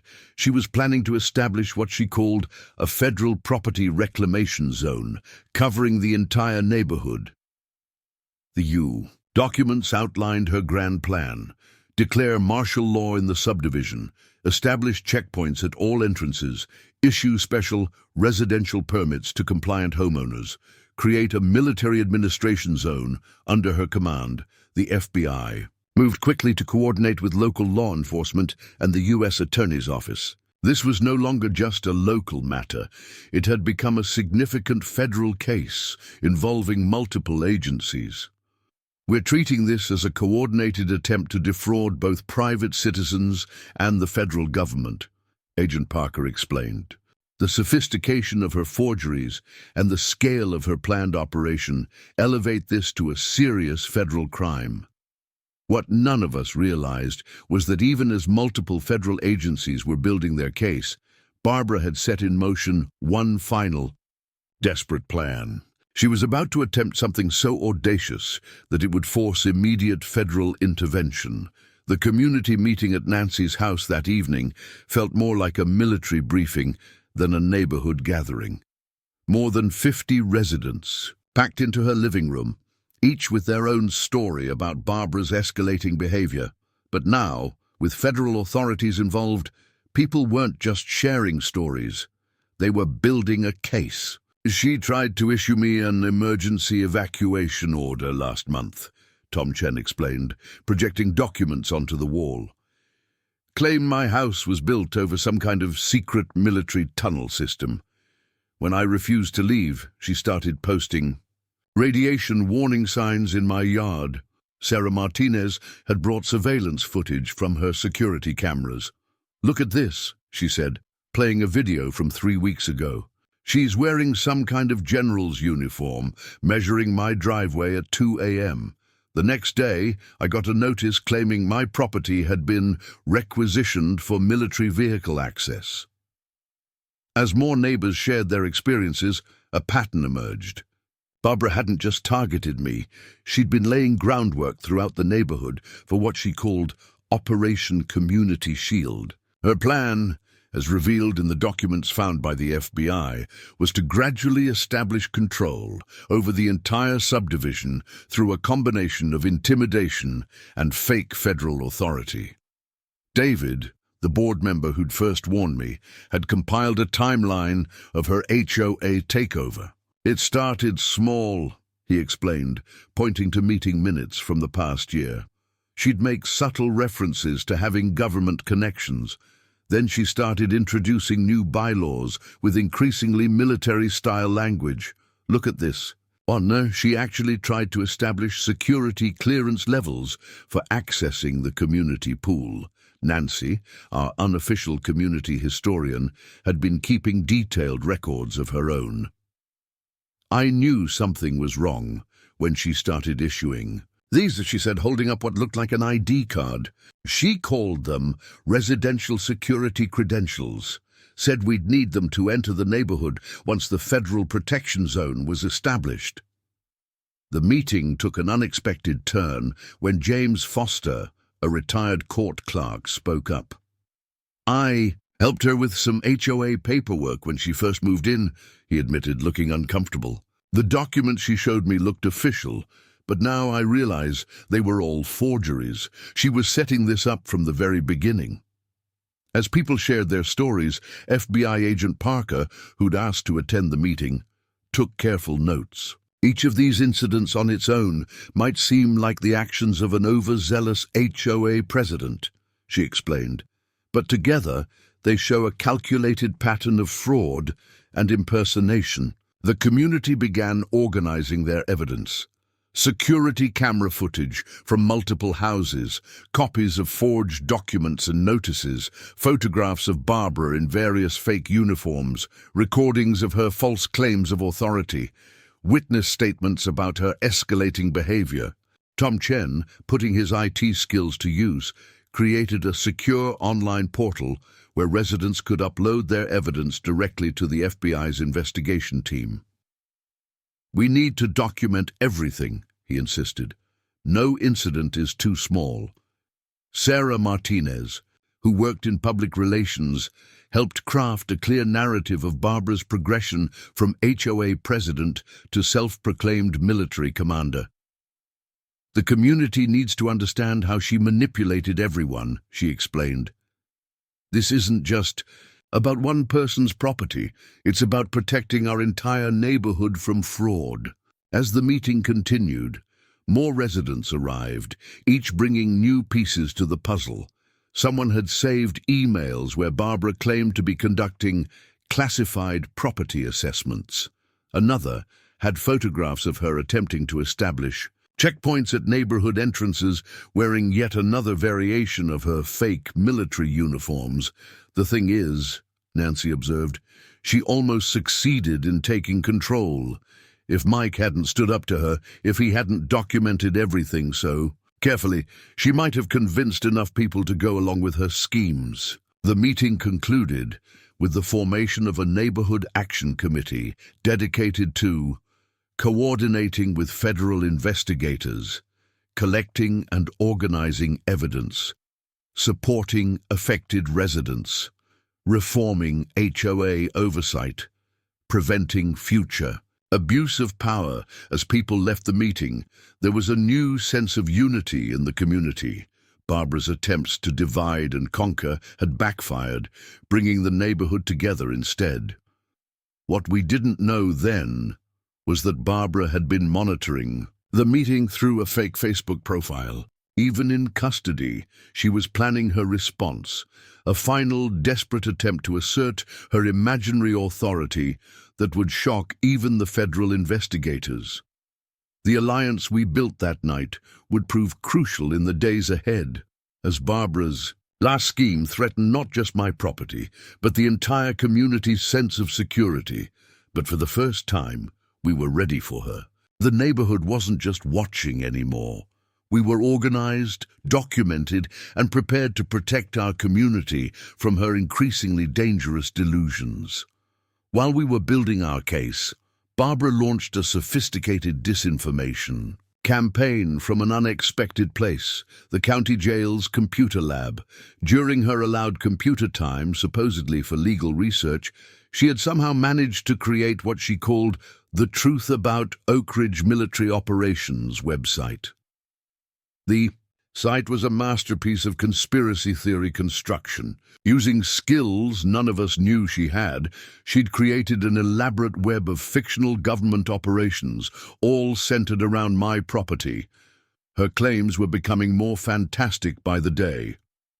Classified information revealed local veteran guards, secret military installation disguised as residential property, underground base confirmed. The website featured poorly photoshopped images of my backyard with added evidence of military activities, circles around my garden tools labeled as classified equipment, arrows pointing to my shed identifying it as a concealed elevator, entrance, and detailed analysis of supposed security features hidden in my landscaping. But what made this different from her previous attempts was the sophistication of her narrative. She wasn't just making wild claims anymore. She was building a comprehensive alternative reality. Why does resident Mitchell maintain such precise control over his lawn? Because it conceals sensitive monitoring equipment. Why does he garden? To maintain his cover story, the spring in his backyard? Actually, a secret entrance to an underground water purification facility vital to national security. The website gained traction in conspiracy theory circles. Soon, amateur investigators were driving by my house, taking photos and posting their own analysis of supposed military activities. One person even created a YouTube video titled "Exposed: The Secret Military Base in Your Neighborhood," which gained thousands of views. Marcus called me immediately when he discovered the site. "Mike, this is a new level of defamation. She's not just attacking your property rights anymore, she's trying to rewrite reality." The FBI was particularly concerned about one section of the website titled Official Documentation. Barbara had posted what appeared to be legitimate government documents, actually sophisticated forgeries, suggesting that the entire neighborhood was built as a cover for a massive underground military complex. "These forgeries are troubling," Agent Parker said, examining printouts of the website. "She's getting better at this. Some of these documents could fool even trained observers at first glance." But Barbara's narrative wasn't just online. Somehow, she'd managed to get an article published in a small local newspaper. Local HOA President Exposes Military Cover-Up. The article, while clearly biased, gave her claims a veneer of legitimacy that concerned federal investigators. Our community had to fight back. Sarah Martinez, using her PR experience, helped us craft a clear, factual counter-narrative. We created our own website, The Real Story of Oakridge Estates, documenting Barbara's escalating behavior with video evidence, witness statements, and official police reports. Tom Chen set up a security camera network that live-streamed my completely normal, military installation-free backyard 24/7. "Let people see for themselves," he suggested. "No secret bases, no underground facilities, just a veteran trying to enjoy his retirement." But Barbara's supporters weren't interested in reality. They began posting surveillance reports about my daily activities. 10:15 a.m. Subject exits house to water plants, obvious code for activating underground sensors. 2:30 p.m. Subject checks. Mail clearly receiving classified communications. 4:05 p.m. Subject grills hamburgers, smoke signals to overhead satellites. The situation reached peak absurdity when a self-proclaimed investigative journalist from a conspiracy theory website showed up at my door, wearing a tinfoil hat and carrying what appeared to be a homemade Geiger counter made from a calculator and Christmas lights. "I'm here to expose the truth about the underground base," he announced, waving his fake equipment around. "My readings indicate high levels of something." The police escorted him away, but not before he posted a breathless account of his investigation online, complete with blurry photos and red circles around my garden hose, which he claimed was a disguised fuel line for secret aircraft. Meanwhile, Barbara had begun sending letters from jail to various government agencies, each more elaborate than the last. She was now claiming to be a deep-cover operative whose true identity had been temporarily suspended while she carried out her crucial mission to secure the strategic water resources of Oakridge Estates. The battle for the truth was becoming increasingly bizarre, but we couldn't ignore it. Each false narrative she created had to be countered with facts and evidence. It was exhausting, but necessary. We couldn't let her version of reality gain any more traction. What we didn't realize was that this information war was just a distraction. While we were busy fighting Barbara's false narratives, she was putting into motion her most audacious plan yet, one that would force us to reconsider everything we thought we knew about her capabilities. The FBI's case file on Barbara had grown so large they needed a dedicated team just to organize it. I sat in their field office, watching as Agent Parker and her team laid out the evidence chronologically across multiple whiteboards. The progression was staggering. "Let's break this down systematically," Agent Parker said, uncapping a marker. "We're not just dealing with HOA harassment anymore. We've got multiple federal crimes here." The evidence boards told the story. Board 1, initial HOA takeover. Forged credentials to gain HOA position, manipulated meeting minutes, created fake bylaws, established unauthorized security protocols. Board 2, property rights violations, false claims of federal authority, attempted property seizure, forged government documents, unauthorized surveying activities. Board 3, federal impersonation, collection of counterfeit uniforms, fake government ID cards, forged military orders, falsified security clearances. Board 4, criminal escalation, evidence room breach, database hacking attempts, interference with federal investigation, interstate wire fraud. "The sophistication of her operation is what's most concerning," Agent Parker explained, pointing to a timeline. "See how her methods evolved. She started with simple document forgery, but progressed to creating entire fictional government agencies. The cybercrime unit had recovered deleted files from her computers, revealing the extent of her planning. Detailed blueprints of fictional military installations, templates for creating government documents, databases of official seals and letterheads, lists of military terminology and protocols. Marcus arrived with more evidence from the civil side. "We've documented over 50 instances of property rights violations," he reported, adding another stack of files to the collection. She wasn't just targeting Mike. She had plans to seize property throughout the neighborhood. The forensic accounting team had traced her financial activities, uncovering a network of purchases, professional printing equipment, security paper and holograms, military surplus items, document authentication materials. She spent over $50,000 setting this up, the forensic accountant reported. "That's not amateur hour. This was a calculated investment in creating a convincing operation." What really caught the FBI's attention was her attempt to create a legitimate-looking paper trail. She hadn't just forged documents.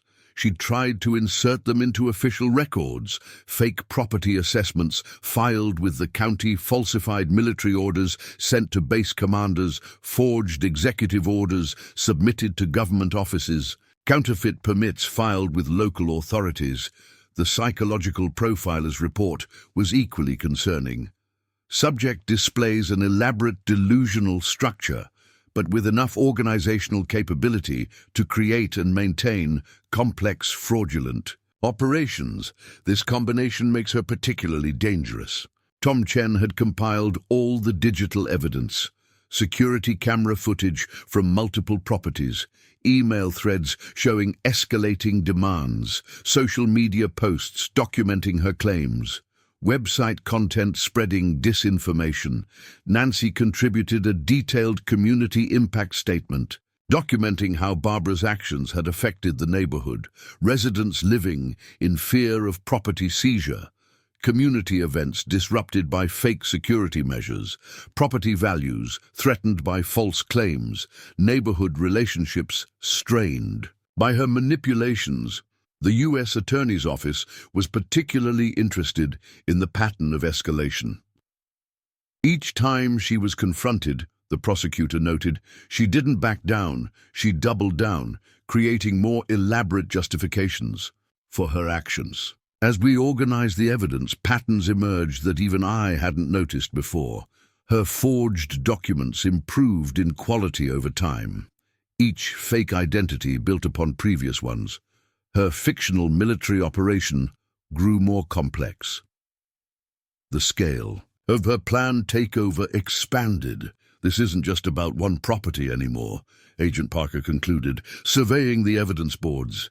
She was planning to establish what she called a federal property management zone, covering the entire subdivision. The case was solid, comprehensive, and damning. But even as we organized the final pieces of evidence, Barbara was about to add one more spectacular chapter to her story. Through her jail computer privileges, she had somehow managed to file one last set of documents, papers that would force federal authorities to act even more quickly than they'd planned. What we discovered in those documents would reveal that everything we'd seen so far was just the preparation for her ultimate plan. The morning the federal task force arrived, our quiet neighborhood looked like a scene from a movie. FBI vehicles, forensic teams, and various other agencies descended on Barbara's house. What triggered this massive response was almost unbelievable, even by Barbara's standards. While in jail, she had somehow managed to submit official-looking documents to multiple federal agencies simultaneously, claiming that Oakridge Estates was actually a classified military installation that had been compromised by civilian infiltration. But this time, she'd gone too far. She'd forged the signatures of actual high-ranking military officials. This crosses a whole new line, Agent Parker explained as we watched the team's work. Forging a general's signature on official orders? That got the Pentagon's attention real quick. The forensic teams discovered that Barbara's house wasn't just a residence. It was a sophisticated document forgery operation.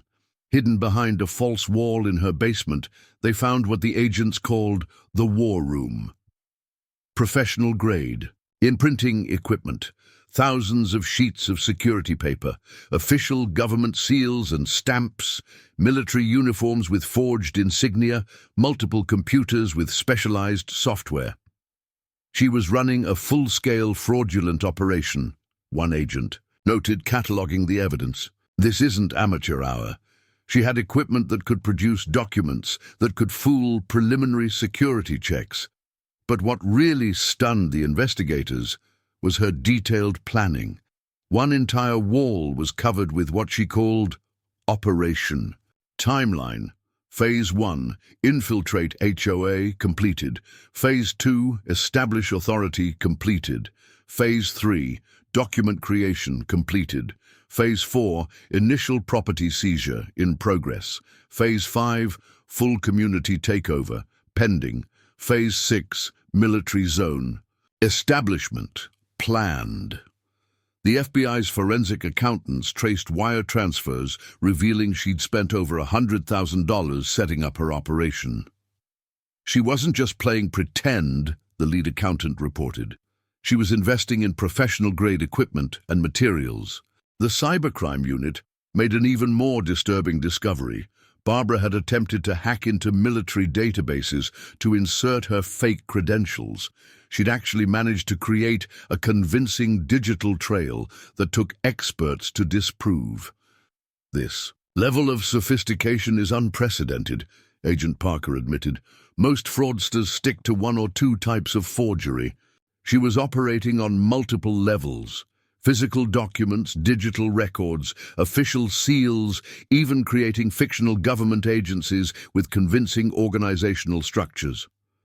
The military's Criminal Investigation Division, CID, sent their own team after discovering she'd attempted to access 3 different military bases using her forged credentials. Their assessment was blunt. Subject has created one of the most elaborate false military authority schemes we've encountered. The attention to detail in her forgeries indicates long-term planning and sophisticated knowledge of military protocols, likely obtained through extensive research. As the investigation expanded, more agencies became involved.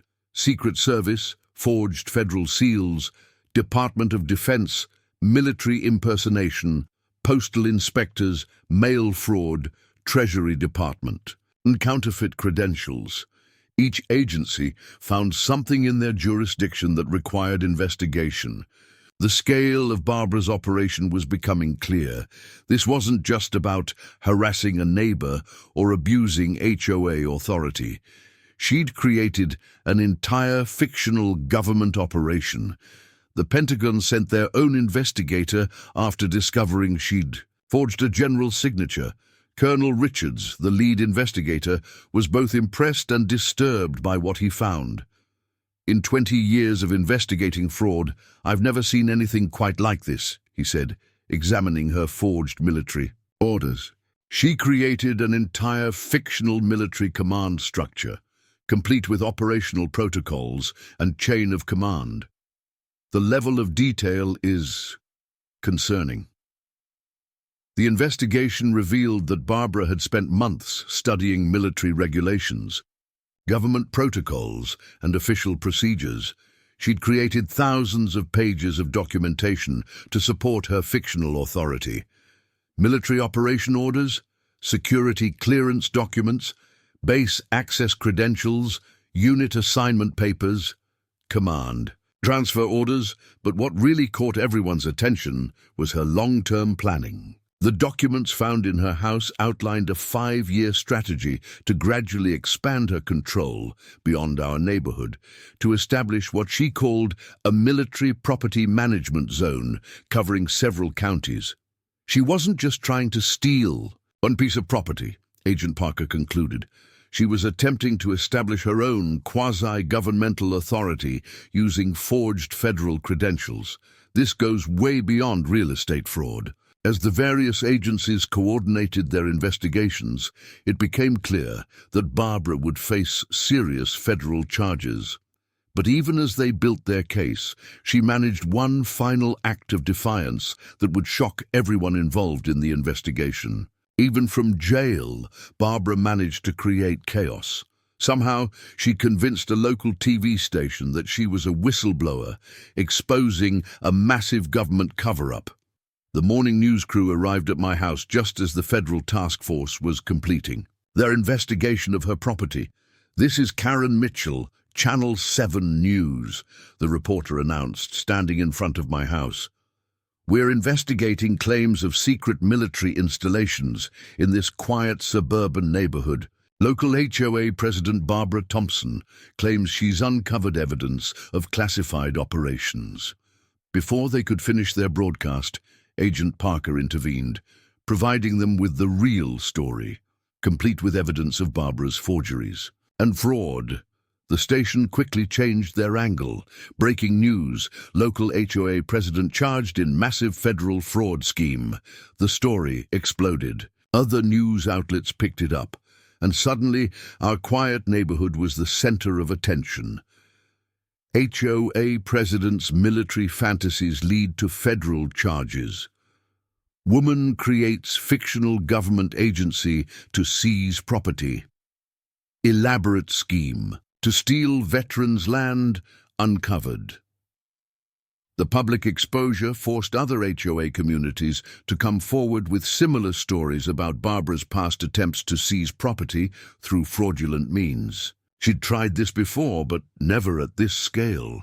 She attempted something similar in Pine Grove Estates, a resident from her previous neighborhood reported, claimed she had federal authority to seize lakefront properties for a military water training facility. But she ran when people started asking questions. The FBI's press conference revealed the full scope of her operation. Agent Parker stood before a room full of reporters, displaying boards of evidence.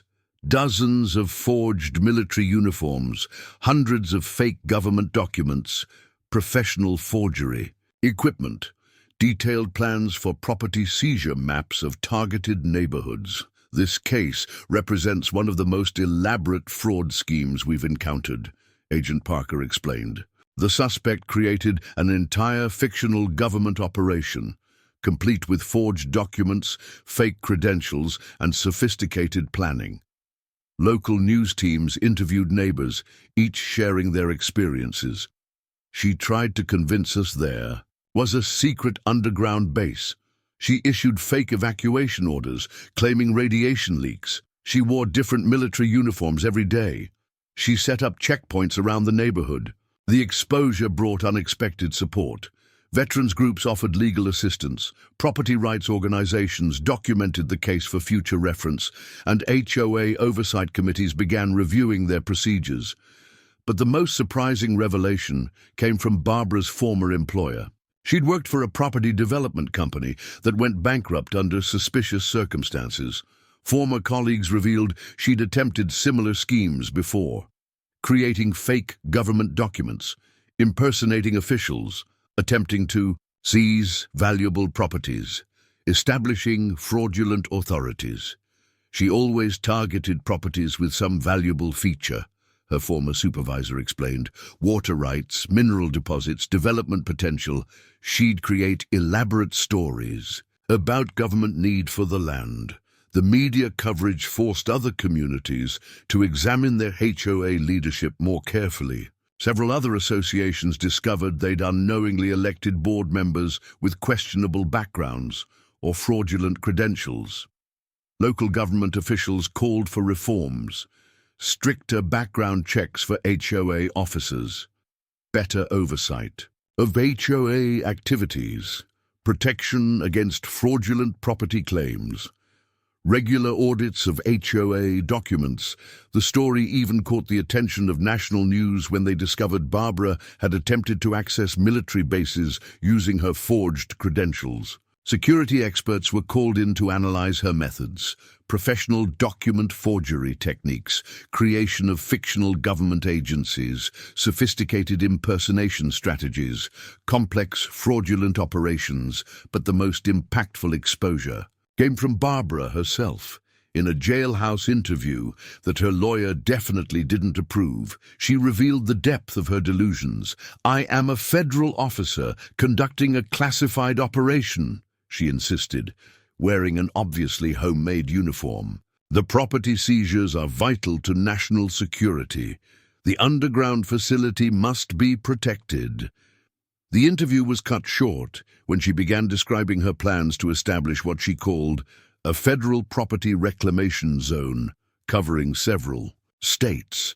Her lawyer immediately ended the interview, but the damage was done.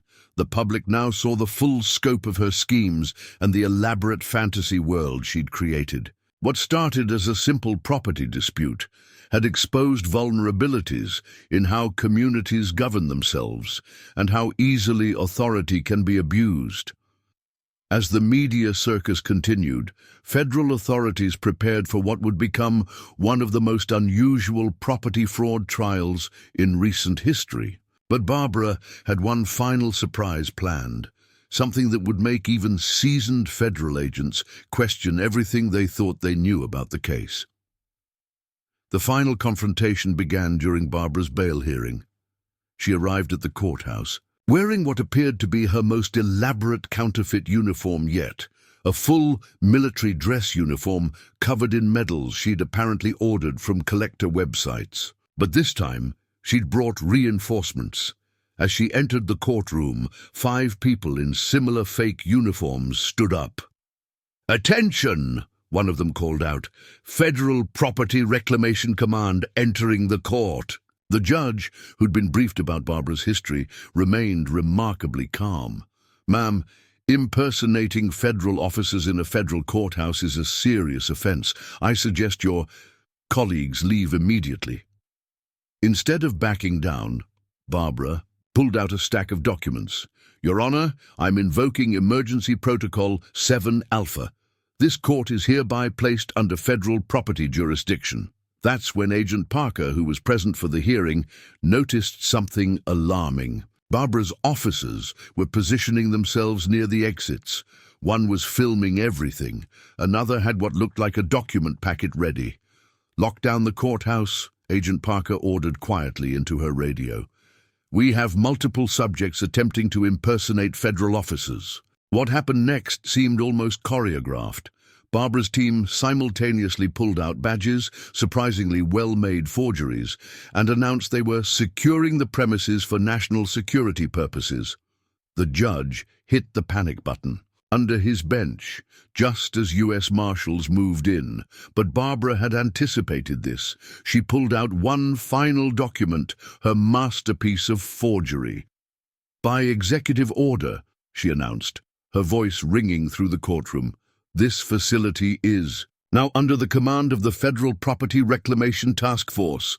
I have orders signed by the Joint Chiefs." The document she held up was a work of criminal art. The FBI would later determine she'd spent over $20,000 creating it, using professional security paper, authentic-looking holograms, and watermarks that could almost pass initial inspection. "This is your final warning," Barbara declared as marshals surrounded her team. "I have satellite confirmation of unauthorized activities. The underground facility must be secured." Agent Parker had heard enough. She nodded to the marshals, who moved in to make arrests. But Barbara's team had one more surprise.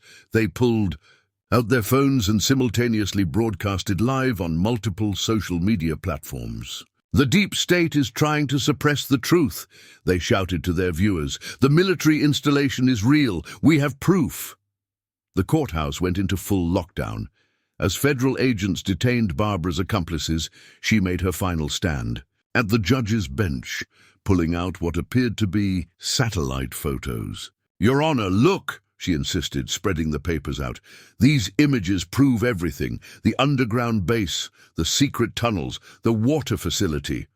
The photos were actually Google Earth images she'd edited extensively, adding fictional underground structures using Photoshop. She'd even created a legend explaining various classified features. "Mrs. Thompson," the judge said firmly, "this court finds you in contempt. Marshals, take her into custody." As they led her away, she shouted one final proclamation: "The truth will come out. Operation Spring Guardian cannot be stopped. I have agents everywhere." The aftermath was immediate.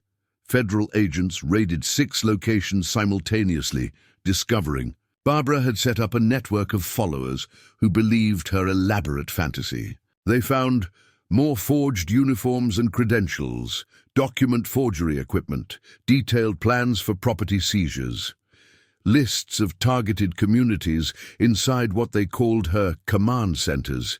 Investigators discovered the full scope of her planned operation. She hadn't just been targeting my property, she had plans to claim military necessity over properties in 3 states. Her followers, mostly recruited through conspiracy theory websites, had been carefully chosen and groomed. Each had been given a fake military rank and mission objectives. This wasn't just delusion anymore, Agent Parker explained later. She'd created a genuine conspiracy, convincing others to participate in her fraud scheme. The judge ordered Barbara held without bail, citing her elaborate and ongoing attempts to undermine federal authority. Her followers, facing their own federal charges, quickly began cooperating with authorities, but even as they led her away, Barbara remained in character. "The mission will continue," she announced to the stunned courtroom. "The underground facility must be protected." As federal agents processed her latest batch of forged documents, they discovered something that would lead to even more charges. Hidden in the watermarks of her fake executive order was evidence of an even larger scheme, one that would require a multi-agency task force to unravel. The courthouse incident marked the beginning of the end for Barbara's elaborate fantasy world. But the full impact of her actions and the vulnerabilities in various systems she'd exposed would lead to significant changes in how properties, HOAs, and local authorities handled security and verification. The federal courthouse was packed for Barbara's sentencing hearing. After multiple psychological evaluations and a lengthy trial, justice was finally being served. The evidence presented during the trial had been overwhelming. Over 500 forged federal documents, dozens of counterfeit uniforms and badges, professional forgery equipment, elaborate plans for property seizures, hundreds of hours of surveillance. Footage. Testimony from her recruited officers. The judge, a veteran himself, took particular interest in how she'd targeted my military background to build her elaborate fantasy.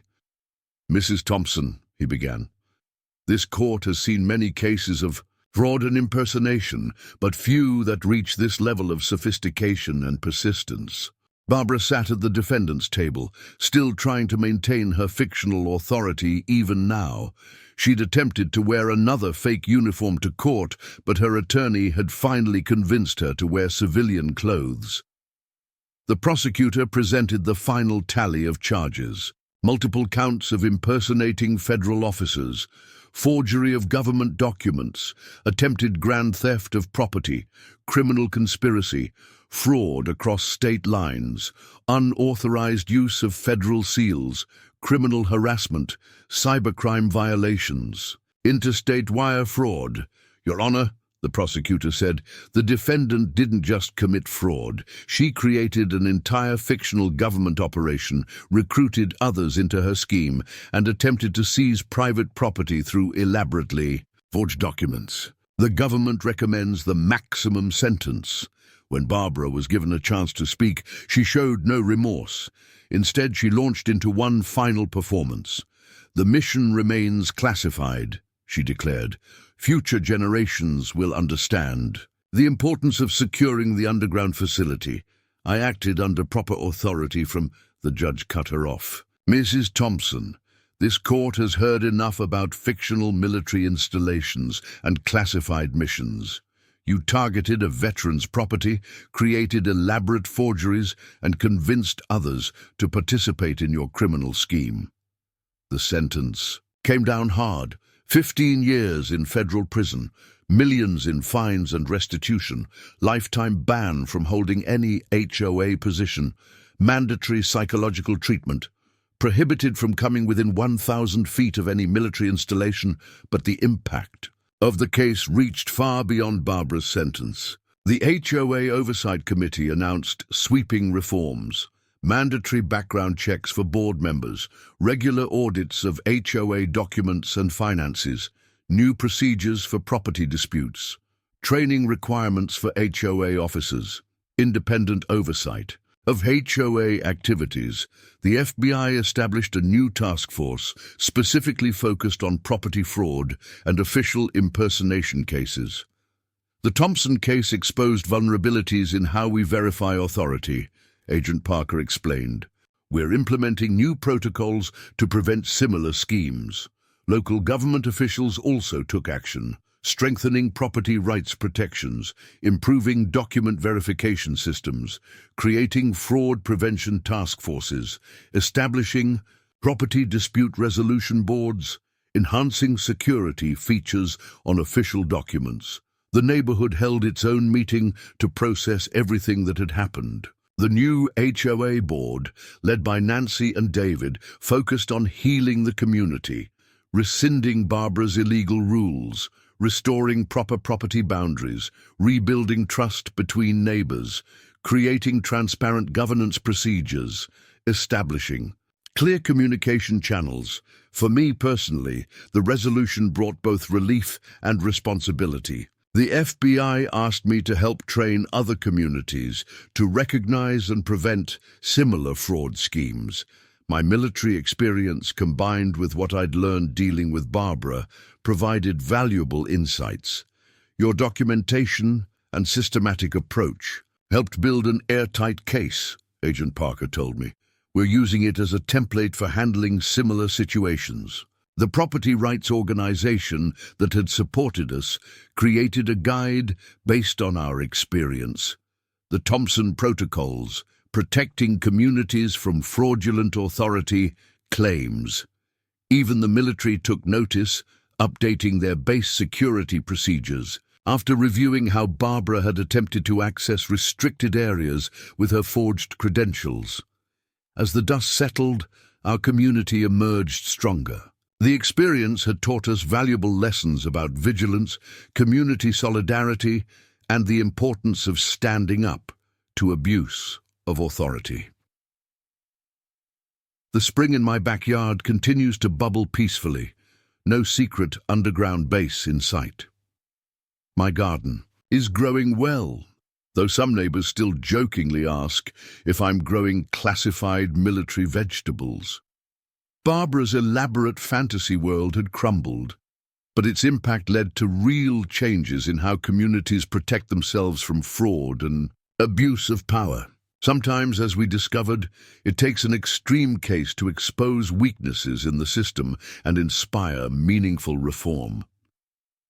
The final page of this strange chapter was turned when the federal property reclamation command badges she'd created were added to the FBI's Law Enforcement Museum, a reminder of how far someone would go to create an alternate reality. Life in Oakridge Estates eventually settled into a new rhythm, though things would never be quite the same. The experience had changed us all, making our community stronger and more vigilant. 1 year after Barbara's sentencing, the changes were evident everywhere you looked. Our new HOA board, led by Nancy and David, had transformed how the community operated. Gone were the days of arbitrary rules and power trips. Instead, we had monthly town hall meetings where everyone could speak, transparent documentation of all decisions, professional property dispute mediation, regular audits by independent firms, clear communication channels for all residents. The security measures we'd put in place during the crisis evolved into a neighborhood watch program that became a model for other communities. Tom Chen's expertise turned our subdivision into what he jokingly called the most well-documented neighborhood in America. My property, once the center of so much drama, became something of a community gathering spot. The spring-fed area that Barbara had claimed was a secret military installation now hosted monthly barbecues. Someone even put up a humorous sign, "Top secret military garden, classified vegetables only." The federal investigation had unexpected long-term effects. Agent Parker occasionally uses our case in FBI training sessions, teaching new agents about the intersection of property fraud and official impersonation. My security documentation system became part of their training materials. "Your case changed how we approach these situations," she told me during a recent visit. "We now look for patterns of escalation in property disputes that might indicate larger fraud schemes." The reforms sparked by Barbara's case spread far beyond our neighborhood. State laws were strengthened regarding HOA oversight. New protocols were established for verifying official documents. Property rights organizations developed fraud prevention programs. Military bases updated their credential verification systems. Counties improved their property record security. but perhaps the most significant change was in how our community interacted. The walls Barbara had built between neighbors, through fear and intimidation, came down. People who had barely spoken before now looked out for each other. Sarah Martinez started a community newsletter, appropriately titled The Real Oakridge News. Its first anniversary edition featured stories about the successful community garden program, updates on HOA transparency initiatives, profiles of new neighbors, community event announcements, tips for spotting fraudulent authority claims. We even received visits from other HOA boards looking to learn from our experience. David developed what he called the Thompson warning signs checklist to help communities identify potential abuse of power early. Sudden changes in authority claims, escalating demands for control, use of intimidation tactics, creation of unnecessary rules, claims of special government authority. My role in the community evolved too. What started as defending my property became a mission to help others protect their rights. I regularly speak at property owners' associations, sharing our story and the lessons we learned. The importance of documentation, building community alliances, working with law enforcement, recognizing fraud patterns, maintaining proper security. The spring in my backyard, once the focus of Barbara's elaborate fantasies, became a symbol of community resilience. We built a small meditation garden around it, with benches where neighbors could sit and enjoy the peaceful sound of flowing water. Occasionally, we still get curiosity seekers drawn by the lingering online stories about secret underground military bases. Tom Chen set up a webcam streaming the spring 24/7, titled Live Feed World's Most Boring Military Installation. Barbara's command center house was eventually sold to a lovely family who turned her war room into a home theater. They kept one of her fake classified area signs as a conversation piece, though they hung it in their game room. The last I heard, Barbara was still serving her sentence, though her story had become a cautionary tale in law enforcement circles. Her elaborate scheme exposed vulnerabilities in multiple systems, leading to important reforms in how communities protect themselves from fraud. Sometimes, walking in my backyard at night, I reflect on how one person's delusions nearly tore our community apart, but ultimately made it stronger. The spring still bubbles, the garden grows, and neighbors wave as they pass by. Nancy summed it up best during our last community meeting. We learned that the best defense against someone trying to divide us is to stand together.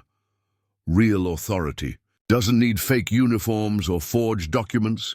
It comes from mutual respect and working for the common good. The Federal Property Reclamation Command badges might be in a museum now, but the lessons we learned are very much alive in how we govern ourselves and protect our community.